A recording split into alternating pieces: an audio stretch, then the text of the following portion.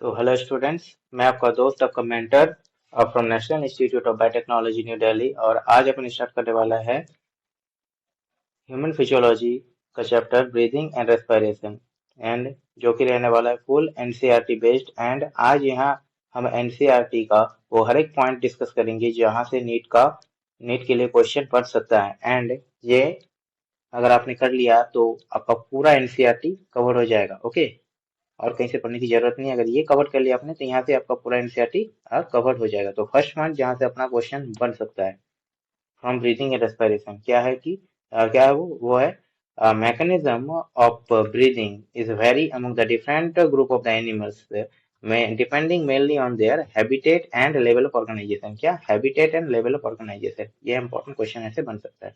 Next point जहाँ से question बन सकता है अपना कि lower invertebrate like sponge coelenterate and flatworm, and flatworm is also known as platyhelminthes। Okay, जिसमें क्या सिंपल डिफ्यूजन के थ्रू अपना ये ब्रीदिंग प्रोसेस होता है। एंड नेक्स्ट अर्थवर्म में through moist cuticle. Okay, earthworm respirates through the moist cuticle. जैसा हमने देखा होगा, अगर कोई अर्थवर्म है उसे मिट्टी के अंदर से निकाल के अगर धूप में रख दे तो उसका जो स्किन है वो ड्राई हो जाएगा। And as the skin will dry, so उसका जो रेस्पिरेशन है वो बंद हो जाएगा, then it will die. Next point क्या है, इंसेक्ट में insect respires through the networks of the tubes which is known as tracheal tubes। Okay, next point, branchial respiration is through specialized vascular structure which are known as gills। and एक इसमें होता है most of the aquatic arthropods, mollusk and fishes। Okay, next point, uh, lungs are the vascularized bag-like structure। Okay, vascularized bag। Okay, and respiration through lungs is also always known as pulmonary respiration। और ये कहाँ पाया जाता है, terrestrial forms जैसे amphibia, reptiles, birds and mammals. And इसका एक trick क्या है, आराम बोल सकते हैं हम। आराम means amphibia, reptilia, aves, Mammalia.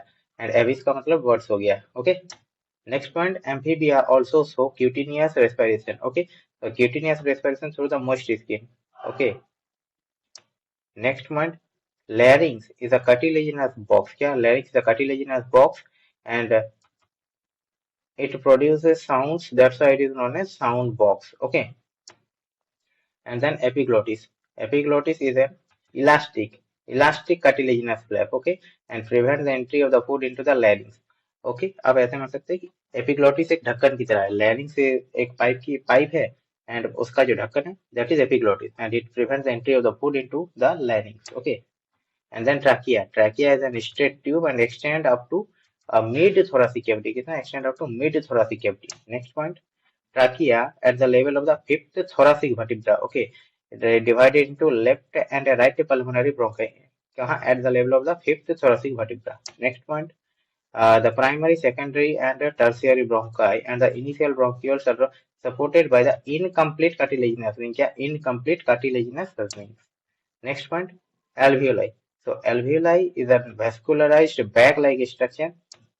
Then it has irregular walled and walled are very thin. Okay, and it has simple squamous epithelium। Okay, and our next point, lungs are covered by the pleural membrane। And pleural membrane क्या है, it is a double walled and having pleural fluid between them। और ये pleural fluid क्या करता है, prevent the friction between the lung surface। Okay, pleural fluid prevent the friction between the lung surfaces। and then हम जो air intake करते हैं and वो जिस पाथ के थ्रू जाता है that is in two part. एक होता है क्या, conducting part and next is the exchange part. So conducting part कहाँ से कहाँ तक, conducting part is from the external nostril to the terminal bronchioles. Okay, and conducting part करता है क्या है, it transport the atmospheric air। okay, and clean this atmospheric air from the foreign particle and maintain its temperature and humidity। जैसे आप देख सकते हैं कि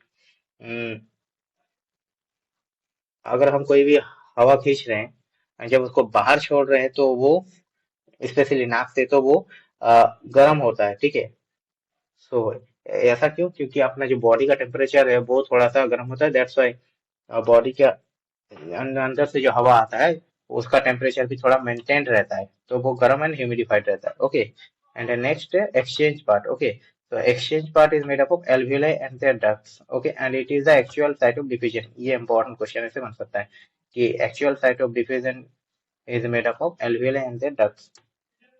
Next, lungs.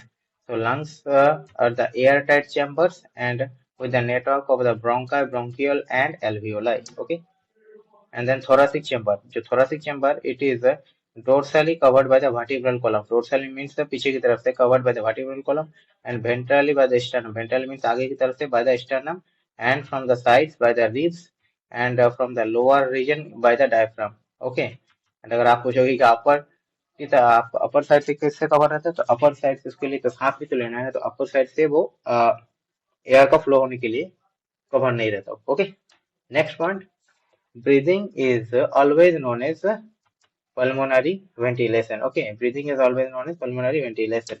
Next, our inspiration. Okay, so inspiration का mechanism. Inspiration इससे पढ़ने से पहले आप ये याद रख लो कि air always move from the higher pressure region to the lower pressure region. Okay, so inspiration में क्या होता है कि हमको एयर इनटेक करना होता है। सो इनटेक करने के लिए क्या, the pressure, atmospheric pressure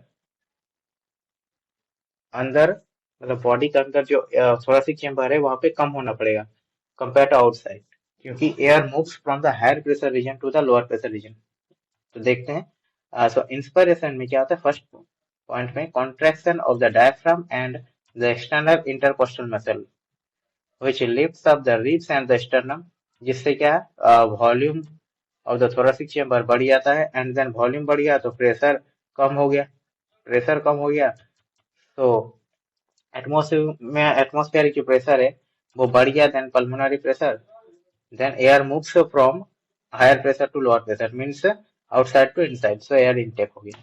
then next point, expiration, ये भी सेम ही है, relaxation of the diaphragm and internal intercostal muscle returns the diaphragm and the sternum to the normal position, जिससे क्या पल्मोनरी वॉल्यूम डिक्रीज हो गया, उसके बाद क्या पल्मोनरी प्रेशर को इंक्रीज हो गया, सो एयर मूव्स आउट। क्यों, क्योंकि the pressure inside the pulmonary the pressure inside the thoracic chamber is more than the pressure present in outside, so air moves from higher pressure region to lower pressure region, so air moves out.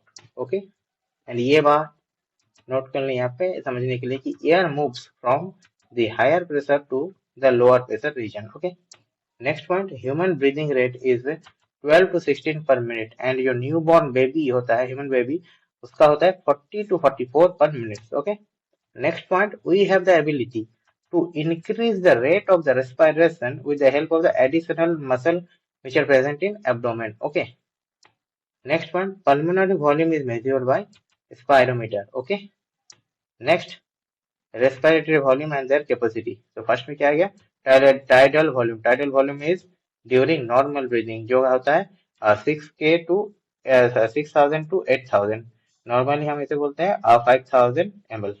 Next आ गया inspiratory reserve volume which is after forceful inspiration. Okay, and ये होता है 25,000 to 30,000, जिसे normally हम 30,000 ml लेते हैं। And next point ERV which is expiratory reserve volume, जो कि होता है after forceful expiration. Okay, and ये भी 10,000 टू 11,000 होता है, बट इसे हम नॉर्मली 11,000 ml लेते हैं। And last is the residual volume, the volume which is the volume of the air remain after forceful expiration. Okay, and ये 11,000 to 12,000 होता है, पर अपन इसे नॉर्मली 12,000 ml लेते हैं। तो इसका एक ट्रिक है, ऐसे आप याद रख सकते हैं कि TV, IRV, ERV and RV। Okay, तो इसका क्या है 5, 30, 11, 12, 5, 30, 11, 12, एंड उसके बाद या तो आप K बैठा लीजिए या फिर 3 0 और उसका एमएल कर लीजिए। सो 5, 30, 11, 12।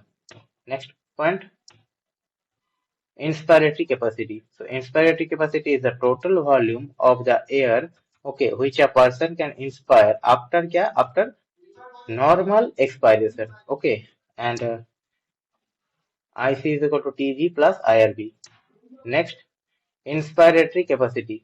तो इंस्पायरेटरी कैपेसिटी क्या है, is the total volume of the air which a person can expire after normal inspiration. Okay, and EC is equal to TV plus ERV. Next, functional residual volume. Okay, so functional residual volume, we have volume remain after normal expiration. And next, FRV is equal to ERV plus RV. Okay, and next is the vital capacity. So vital capacity is the maximum volume of the air after forced expiration. After forced expiration. Okay, and vital capacity is equal to ERV plus IRV plus TB. इसे आप ऐसे याद रख सकते हैं कि ERV and IRV एक साथ बैठ के टीवी देख रहे हैं. Okay, next point, total lung capacity. So total lung capacity is the total volume of the air after end of forced inspiration. Okay, after end of forced inspiration. मतलब कितना हवा अपन अपने अंदर खींच सकते हैं. Okay, the total volume of the air after end of forced inspiration. And ये total lung capacity क्या है, जो चारों वॉल्यूम अपना है 5, 3, 11, 12 उनको जोड़ दीजिए, बस that is total lung capacity. तो ये था first part. Thank you and do hard work. फिर से मिलते हैं and thank you for watching.